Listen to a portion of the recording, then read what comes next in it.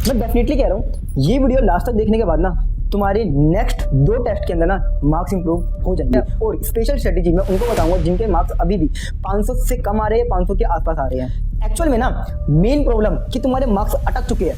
पहला रीजन तो है कि तुम खुद इंप्रूवमेंट ही नहीं करना चाहते हो। और दूसरा रीजन हो सकता है कि अब सबसे बड़ी दिक्कत ना बच्चों के अंदर ये रहती है कि अगर मेरे पहले टेस्ट के अंदर 400 नंबर आए या 500 नंबर आए, वो एकदम से बढ़ के 600 नंबर हो जाए। क्या सच में एक टेस्ट के अंदर 100 मार्क्स इंक्रीमेंट करना पॉसिबल है?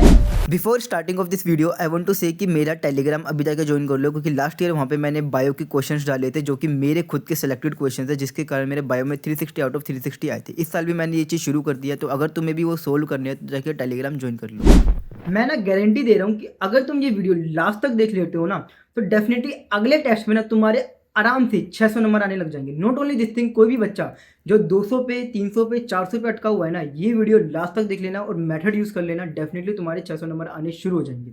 Not only this thing, video के लास्ट में मैं तुम्हें एक ऐसा जड़ी बूटी दूंगा जिसके कारण तुम्हारे आराम से 600 नंबर आने लग जाएंगे। अगर तुम ये वीडियो इस परसेप्शन से देखने आए हो ना तो डेफिनेटली अभी की अभी इस वीडियो को लीव कर दो, क्योंकि ऐसा कोई तरीका ना ही है और ना ही कभी बन पाएगा। मैं आज की वीडियो में टोटली प्रैक्टिकल अप्रोच के बारे में बताऊंगा कि कैसे तुम्हारे अगर किसी भी मार्क्स पे तुम अटक गए हो तो तुम किस तरह से तुम्हें नंबर को इंक्रीमेंट करना है। तो hello everyone, this side Ayusha, currently a second year MBBS student at AIIMS Rishikesh. और नीट 2024 में मेरे 720 में से 705 नंबर आए थे। अभी जो है ना टोटल 2 तरह के बच्चे हैं। पहले बच्चे वो है जिनके जो मार्क्स है ना वो 550 या 600 के आसपास आ रहे हैं। दूसरे बच्चे वो है जिनके नंबर इनसे कम आ रहे हैं। हो सकता है कि वो 400 स्कोर कर रहे हो, 200 स्कोर कर रहे हो, 500 स्कोर कर रहे हो, 550 से कम स्कोर कर रहे हो। तो आज दोनों के लिए एक अलग अलग स्ट्रेटेजी रहेगी। तो लेट्स स्टार्ट विद दोस्त जिनके मार्क्स जो है वो 600 या 550 के आसपास आ रहे हैं। देखो, मैं ये मानता हूँ कि अभी फैब का महीना चल रहा है और फैब के महीने में अगर तुम्हारे मार्क्स जो है वो 550 और 600 के बीच में आ रहे हैं ना तो definitely it is a decent score. There is very high chances कि तुम्हारा सिलेक्शन आराम से हो जाएगा। बट तुम्हें ना कुछ चेंजेस करने की जरूरत है ताकि फैब के एंड तक ना तुम्हारे आराम से जो मार्क्स है वो 600 के आसपास आने लग जाए और जिसके 600 आ रहे हैं वो आराम से 650 के आसपास क्रॉस कर जाए। ठीक है, तो वो मेथड क्या क्या है? पहली चीज ये है कि तुम्हें ना अपना जो टेस्ट की जो एनालिसिस है उसकी टाइम को इंक्रीज करना है। जैसे अगर मान लो तुम 1 या 2 घंटे लगाते हो, ट्राई करो उसे तुम 3 घंटे लगा सको। ठीक है, दूसरा काम कि तुम्हें डेली बेसिस पे अपने वीक एरियाज के ऊपर काम करना है। जैसे अब तुमने कोई टेस्ट दिया, उसकी तुमने एनालिसिस कर ली, एनालिसिस करने के बाद तुम्हें पता चल गया कि तुम्हारे वीक एरियाज क्या है। अब तुम्हें ना उस वीक एरियाज के ऊपर डेली बेसिस पे काम करना है। कम से कम आराम से 30 मिनट्स देने हैं या 1 आवर देने हैं, जिसके कारण तुम उस वीक एरियाज को तुम स्ट्रॉन्ग कर सको और अगर उससे रिलेटेड दोबारा कोई क्वेश्चन है तो वो गलत ना हो। तीसरी चीज जो तुम्हें करनी है वो ये है कि तुम्हें डेली बेसिस पे अपनी जो मिस्टेक नोटबुक है उसको रिवाइज करना है। अब क्या होगा, अगर तुम डेली बेसिस पे रिवाइज करोगे अपने मिस्टेक नोटबुक को तो तुम्हें याद रहेगा कि तुमने कौन से क्वेश्चन में क्या गलती करी थी। सिली मिस्टेक हो सकती है, कैलकुलेशन मिस्टेक हो सकती है, इट कैन बी क्वेश्चन में दिक्कत हो सकती है। ठीक है, तो तुम्हें ये डेली बेसिस पे करना है और ट्राई करना कि तुम वीक एरियाज पे और जो तुम्हारी मिस्टेक नोटबुक है दोनों मिला के आराम से 1 आवर दो। अब कहोगे भैया हम 1 आवर निकाले कैसे, हमारे तो पूरा टाइम लेक्चर में चला जाता है, डीपीपी सोल्व करने में चला जाता है। देखो, मैं कहूंगा कि जब तुम सोने जा रहे हो ना उससे 1 घंटे पहले कर लो या फिर जब तुम उठ रहे हो उसके 1 घंटे बाद कर लो। ठीक है, this is the best way, क्योंकि यूजुअली अगर तुम सुबह करोगे ना तो there is very high chances कि तुम्हें चीज़ें याद रहेगी। क्योंकि मैं अपने वीक एरियाज पे यूजुअली रात में काम करता था या फिर सुबह काम करता था कि मुझे चीज़ें लॉन्ग टर्म तक याद रहे। ठीक है, फोर्थ थिंग जो कि मोस्ट इंपोर्टेंट बात है, जो कि तुम्हें करना ही करना है, तुम्हें स्किप करना ही नहीं है, वो है कि अभी तुम बस एनसीईआरटी पे स्टिक करो। ठीक है, एनसीईआरटी से बाहर मत जाओ। ट्राई करो कि जो एनसीईआरटी के जितने भी फैक्ट्स हो गए, एनसीईआरटी की जितने भी चीज़ें हो गई, एनसीईआरटी से रिलेटेड जितनी भी चीज़ें हो गई उसे तुम अच्छे से कर लो ताकि एनसीईआरटी से रिलेटेड कोई क्वेश्चन आ जाए तो वो तुम्हारा गलत ना हो।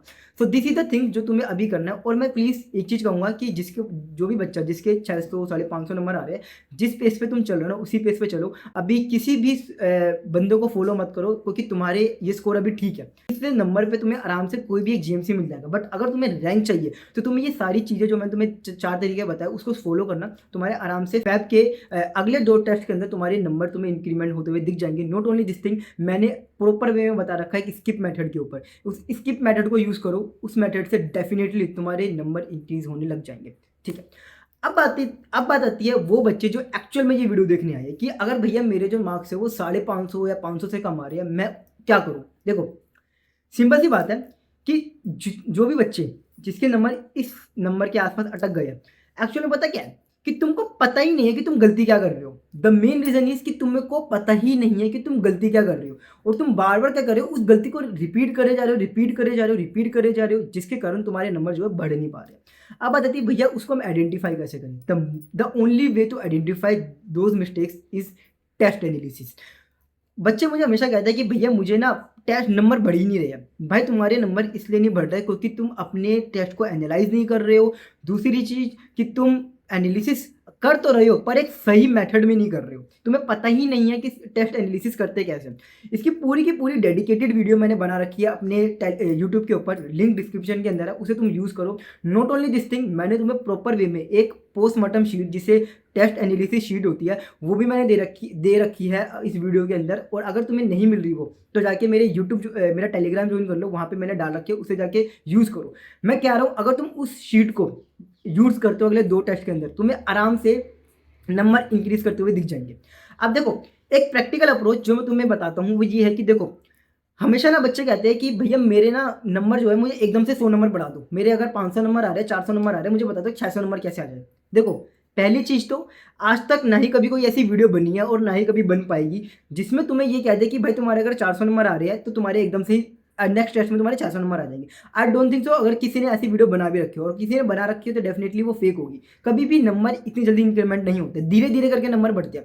मेरे खुद जब मैंने अपनी प्रिपरेशन शुरू करी थी मैंने अपने टेस्ट में पहले टेस्ट में मेरे अराउंड 200 मार्क्स मेरे आए थे और 200 से लेके मुझे 500 नंबर लाने में मुझे मार्च लग गए थे। मतलब ऑलमोस्ट मुझे 3 से 4 महीने लग गए थे 200 से 500 नंबर आने में, और 600 नंबर आने में मुझे 1 महीना और लग गया था। तो तुम ये समझो कि भाई जो नंबर होते हैं ना वो धीरे धीरे करके इंक्रीज होते हैं, मतलब धीरे धीरे करके इंक्रीमेंट होती है। और हमेशा ट्राई ये करना कि हर एक टेस्ट में तुम्हारे 20 से 30 नंबर बढ़े, और इसी 20 से 30 नंबर बढ़ने के कारण ही मेरे जो टेस्ट के जो स्कोर थे वो बढ़ते थे। अब बात आती थी कि मैं ऐसा क्या करता था कि भाई मेरे जो स्कोर हो गया था वो बढ़ गए थे। देखो तुम्हें क्या करना है, सबसे पहले तुमने टेस्ट दिया, टेस्ट देने के बाद तुम रूम पे आओ, आधे घंटे 1 घंटा रेस्ट कर लो। रेस्ट करने के बाद अपना पेपर निकालो, दोबारा जो तुम्हारा पेपर है उसे निकालो। पेपर निकालने के बाद अब क्या करो, उसकी एनालिसिस करो। पेपर देने में अगर तुम 3 घंटे लगा रहे हो, ट्राई करो उसमें तुम 3 से 4 घंटे लगाओ एनालिसिस करने में। जैसे अगर मैं हर एक टेस्ट 3 घंटे दे रहा हूँ तो कम से कम 5 घंटे लगा देता मैं एनालिसिस करने में। क्यों मैं कह रहा हूँ, क्योंकि मेरे नंबर क्वेश्चन इतने ज़्यादा गलत होते थे। ठीक है, तो जैसे मैंने पेपर निकाला, मैंने देख लिया करेक्ट कौन से, इनकरेक्ट कौन से है, स्किप कौन से है, मैंने क्या क्या गलती करी, क्या क्या गलती नहीं करी, ये सब चीज़ें निकाल ली। अब क्या होता था मेरा कम से कम वो चीज़ उसमें मेरा पूरा 1 दिन चला जाता था। अब आता था अगले दिन, जैसे मैं संडे को टेस्ट दिया, अब आया मंडे के दिन।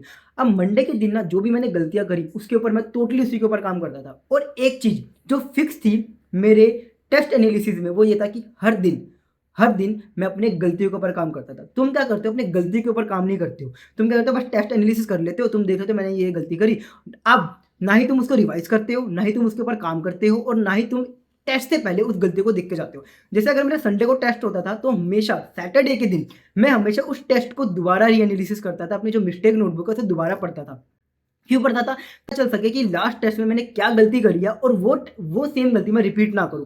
अगर सेम गलती रिपीट मैं नहीं करूंगा तो गलती नहीं होगी, और गलती नहीं होगी तो नंबर इंक्रीज होंगे। अगर तुम सेम गलती बार बार करे जा रहे हो तो भाई डेफिनेटली तुम्हारे नंबर कहाँ से बढ़ जाएंगे। और अगर मान लो हो सकता है कि तुम्हारे नंबर और भी कम हो जाए क्योंकि तुम हो सकता है कि नई तरह की गलती करने लग जाओ।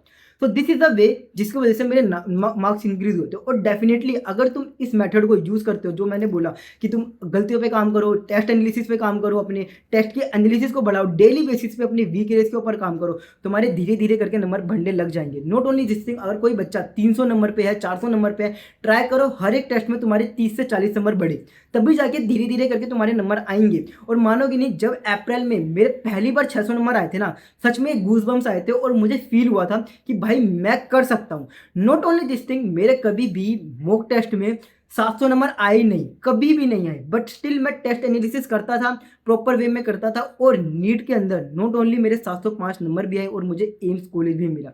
And what is the reason behind it, the reason is test analysis. तो भाई जो भी बच्चा जिसके नंबर इंक्रीमेंट नहीं हो रहे हैं तो डेफिनेटली ये चीज़ करो। नॉट ओनली दिस थिंग, मैंने टेस्ट एनालिसिस की वीडियो में प्रॉपर वे में बता रखा है कि like most of the aspirants होंगे ना, मतलब पूरे वीडियो में, पूरे यूट्यूब की वीडियो में तुम्हें हर बंदा यही कहेगा, रिवीजन करो, एनसीईआरटी पढ़ो, टेस्ट की एनालिसिस करो, वीक एरियर्स पे काम करो, मिस्टेक नोटबुक पे काम करो, ये हर बंदा बताता है। बट स्पेशल चीज़ जो मैंने बता रखी है वो है मेरी स्किप मेथड। ये मेथड मैंने खुद यूज़ किया हुआ है, स्किप मेथड को जाके एक बार यूज़ करो। अगर तुम्हें इसके ऊपर डेडिकेटेड वीडियो चाहिए कि भैया बता दो कि कैसे आपने एक्चुअल में इसको प्रैक्टिकली यूज़ किया था, तो मुझे कमेंट कर देना, मैं तुम्हें बता दूंगा कि भैया मैंने एक्चुअल में कैसे यूज़ किया था। ठीक है, एंड देखो अभी जो नीट के लिए ना वो लास्ट के 3 या 4 महीने बचे हुए हैं। ठीक है, और इस टाइम पे ना मैक्सिमम बच्चे जो होते हैं वो गिव अप करना शुरू कर देते हैं। तो मैं ये नहीं कहूँगा कि तुम इस समय पे गिव अप करो, तुम बस अपने वीक एरियस के ऊपर काम करो। अभी जो फैब का महीना है ना, डेफिनेटली नंबर कम आएंगे तुम्हारे, कोई इशू नहीं है। मेरे भी इस समय पे फैब के महीने में अराउंड अराउंड 300-400 नंबर आते थे। स्टिल इतने कम नंबर आने के बावजूद भी मार्च के महीने में मेरे 500 नंबर आए, अप्रैल में मेरे 600 आए। और इस मेथड को तुम यूज़ करना, डेफिनेटली स्किप मेथड हो गया और जो भी चीज़ मैंने तुम्हें बताई, डेफिनेटली तुम्हारे अगले 2 या 3 टेस्ट में तुम्हें इंप्रूवमेंट दिखने लग जाएगी। अगर तुम्हें इंप्रूवमेंट नहीं दिखती है, कमेंट सेक्शन बिल्कुल खुला हुआ है, आके आराम से मुझे गाली दे सकते हो, कोई मना नहीं है। और अगर इंप्रूवमेंट होती है तब भी कमेंट सेक्शन खुला हुआ है, आराम से जो बोलना है, जो भी चीज़ बोलनी है, तुम बच्चों को एडवाइस दे सकते हो। Thank you so much. And भाई तैयारी करते रहो यार भाई, थोड़ा सा टाइम बचा हुआ है नीट के लिए भाई। हो सकता है कि तुम्हारी 2 से 3 महीने की मेहनत, जो डेडिकेटेड मेहनत होती है, तुम्हें एक मेडिकल कॉलेज के अंदर लेके आ जाए। और जो सपने तुमने देखे थे मेडिकल कॉलेज में आने के बाद, वो सपने तुम्हारे और तुम्हारे घर वालों के पूरे हो जाए। और वीडियो के ना कमेंट में मुझे जरूर ये बात बताना कि तुम टेस्ट देने के बाद क्या टेस्ट एनालिसिस करते हो और कितना टाइम लगाते हो तुम टेस्ट एनालिसिस करने में। ठीक है, thank you so much. Next video तुम्हें किस चीज़ के ऊपर चाहिए बता देना। अगर वीडियो यहाँ तक देख चुके हो तो प्लीज़ सब्सक्राइब और वीडियो को लाइक करके भी जाना। बाय, एंड कमेंट भी कर देना। बाय।